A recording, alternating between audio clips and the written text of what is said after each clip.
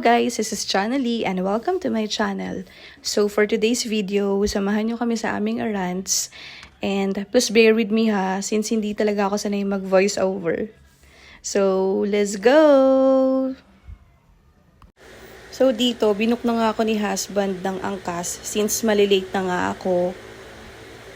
Eto, nakita na nga kami dito. Tapos, onting lakad lang, ayan, nakarating na kami sa DFA. Ayan, nakapila na kami for 2 PM appointment. Hindi ko na pala masyadong na-videohan yung mga nangyari dun sa loob. Pero dito, nakapila na kami for DFA. Document verification. So, ayan, aura-aura lang si Inday habang nakapila. Ayan si husband. Tapos, after pala ng DFA appointment namin, dumiretso na kami ng Yabu since si husband ay hindi pa nagla-lunch. So, okay, tingin muna tayo sa menu. Let's see what they have. Ang cozy ng seating nila dito. Perfect for family, friends, or even solo date. Aesthetic din ng wooden tables and soft lighting. Very relaxing yung vibe. Very Japanese-inspired interiors. Here's our order. May unlimited rice na pala to, cabbage, and miso soup pa. Sulit na sulit yung binayad mo dito. Isa pa sa may experience mo dito is ikaw mismo mag-grind ng sesame seeds for your sauce. Ito yung tinatawag nila na Yabu sauce ritual. Alam nyo kung naghahanap kayo ng meal na may soup, winner yung miso soup nila dito, sobra.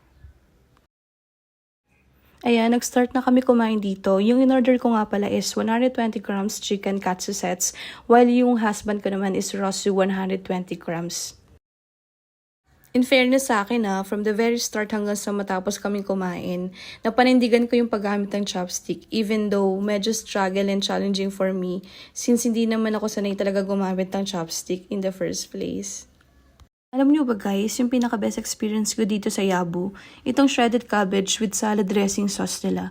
Napa-refill talaga ako ng 2 beses kasi winner talaga yung lasa kahit hindi naman ako fan ng repolyo. Pero wag niyo tong palampasin pag kumain kayo dito. Plus, under-refill pa to ha. And, tingnan nyo naman, diba? Isang sandok pa lang yan. Ang dami nilang magbigay. And also, included din pala sa kanila yung Andy fruits. Kanina pala, habang naghihintay kami ng order, nagpabili na ako kay husband ng milk tea. Kasi ilang araw na ako nag-crave sa milk tea. And, eto yung pinakamalapit sa Yabu. So, dito na siya bumili. So, after namin kumain, nag-quick outfit check lang si Inday. Pag ganyan-ganyan lang yan, pero hiyang-hiya na yan. Tapos, lakad lang kami ng konti, nagpapababa ng kinain. Ayan, walking lang muna. Since coffee is life, ayan, napo-order pa siya ng coffee bago kami umuwi. Since nagpapahupa kami ng traffic. Ang daming tao, nakakaloka.